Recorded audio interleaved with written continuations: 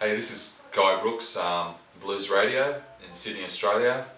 Check out the website bluesradio.com.au. Big fan of all the Australian blues and all the international work, and really looking forward to Why Blues release and Amanda's work, body of work. It's fantastic.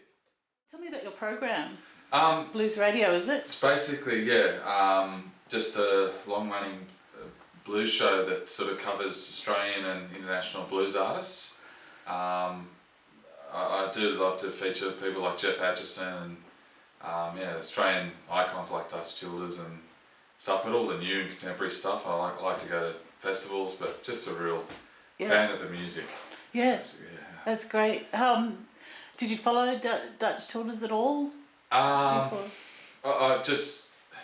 sort of discovered him perhaps a bit later, but I've sort of been aware of his work for a while, but I haven't. But I've actually had, honestly, had difficulty accessing his work. Oh, really? What's that? There's no record stores anymore, and okay. like I've got some copies of his work, but I haven't got that much original material, like actually CDs or anything like myself of it. Yeah, I think that there needs to be more out there from those chain award winners, the Blues Australian chain award winners. It's hard to, even for presenters like something. I get sent some material, but not. I mean, it tends to be contemporary. There's sort of it's nice to have the roots of where the stuff is going now, and it would be nice if we presenters and just general public had access to these early works that have influenced so many artists. And, and I suppose it is a bit tricky the way people are sort of accessing music, but I'm still a big fan of the old CD and what have you. I think the sound reproduction is so much better. But there is a lot of Australian artists that are out there, and I think going from Dave Hull, who was the first Australian artist to go on Alligator Records, an American label or blues label, and I suppose he laid the groundwork for a lot of people, and but there's just Brody King and Ray Beadle and Lloyd Spiegel that Amanda you've talked to me about, and just the blues sound, it's got that whole emotive feeling, and I think it's just a wonderful medium, and I think audiences do love it. And there's a jazz presenter who's after me, and he sort of said, there is if you love the music, you'll find it, and I think that's true to a certain extent. But I think it would be nice because I think the Australian public, it's very hard for them to work out, rather than Spotify or whoever these new mediums are, how do they learn about or how do they access new Australian artists or blues artists from, and it's up to, this is where community radio and the small guys come in. So it's a very specialised area, isn't it, the blues? And it's not something that you can actually play on mainstream. It's not a mainstream sound. No. So that's why community radio is really extremely important, particularly programs like yours, which is dedicated to the blues. And I feel like it's a tradition that I love to carry on. And I do feel privileged to be able to, I still love playing the old Muddy Waters and Mississippi Fred McDowell and all the Robert Johnson, all the Delta heroes, Chicago heroes, but it's nice to be refreshed sometimes too from what's coming out now, and I think it's important that that the blues and jazz and these sort of forms just have a presence in the media landscape, and I think it can't just be left to festivals to do that. I think it's nice to have the media and whatever print we can have on it. It's great because Do you think there's a big following after it that just isn't being serviced? I do think it's out there. And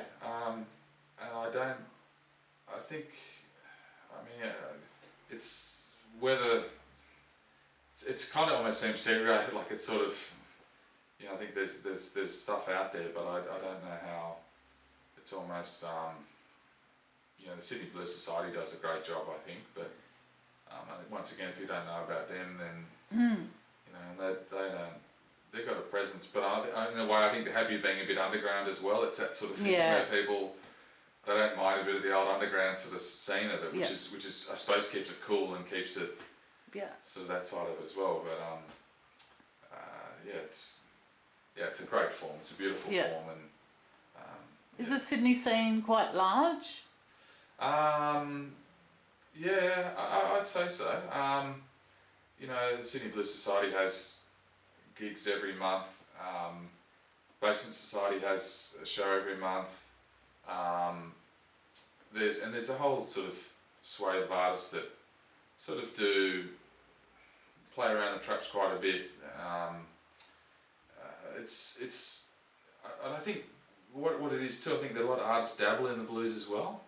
So, and that's even on the wider scale. You see Beth Hart and you see all the big name artists. They do that as well, and that's what makes it so wonderful. You've just gotten back from Byron Bay Blues Festival, which was at Easter. Yeah. So we're now in June. Where have you been? I'm a bit slack with the website. Yeah, I mean, I'd love to. I mean, it's one of those things with young family and work. Oh, right. Okay. Well, they're not. I mean, they're teenagers now, but with work and with trying to do my show and run the website and whatever else goes on, you sort of, it's something I'd love to be able to just go, well, I've got X amount of time, and then I mean, that's something I've got to do. I've got a bit slack with that feeling, but I mean, there's plenty. I saw a great jazz gig a couple of weeks ago, and saw the Amy Winehouse. It's a Sydney Film Festival, and oh wow, I love, there's certainly, I think it's important too that I like the way that what Bluesfest has done. Their whole model is sort of base it around the old school stuff, but then let's broaden it a little bit, and I think that's where you capture, you know, younger members, and that's what makes it such a wonderful festival. And I've been to the Sydney Blues Festival, and is that out at Windsor? Yeah. And that's really more strictly blues. You know, they go into the Delta scene and the old country scene and Chicago style, but I mean, you know, there are fundamentalists who say, you know, it should strictly be blues, but I believe if it's to grow and to stay relevant, I mean, even Buddy Guy and some of the guys, Jeff Beck, you know, they don't strictly play blues. You know, sure they're known for it, but there's elements in their songs which go outside that form, and I think it's important that it does that, because you don't want to be pigeonholed. You know, it's you know, to a. I don't know, it's got its pluses and minuses, but I think it's important that, you know, it sort of evolves. Evolves. Yeah. Exactly. Yeah. I've heard from some of the musicians actually that they've just got to evolve. They've got to evolve the music. Yeah, and that's. I think you know, Hendrix, when he was around, I think, you know, he broadened the whole thing, and I think you can't just have can't all be black and white. I think you got to go for it, and I think you know, I think that's what makes it interesting, and that's what listeners are after. Like, they don't want to hear the same thing. They want to hear, you know, a bit of diversity. I think that's what is important, and I think evolution's it's cool as well. It's as well as being relevant, it's cool, and I dig it. Yeah. So, do you think the Australian audiences love the Australian blues scene? Yeah, I think they do. Like, they love. I mean, there's bands like the Backsliders and you know, like Jeff Lang and, you know, Ray Beadle and artists like that, which they'll always have a big audience, and whether that's from the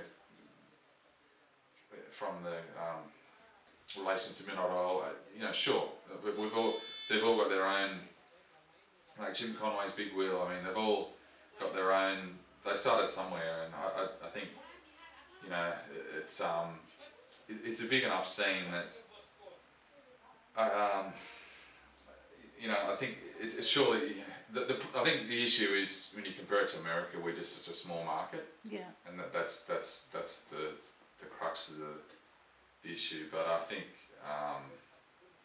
it would be there's certainly a blues circuit around, and I mean, I suppose the growing population's only going to get better, and there is more venues around. The wine bars and things are growing, so I think it's all positive for the artists, really. And I just think in the scheme of things, it'd be nice if they were getting paid for it all. I think for their songs and for their work. Yeah. And Spotify and Pandora, they're all. It just seems to be. I'm not into that at all, really. I like the old CDs and radio, and I think that's where a lot of the blues fans are into it. Because does that pay back to the artists more, the CDs and not definitely. the Spotifys? Definitely. Yeah. And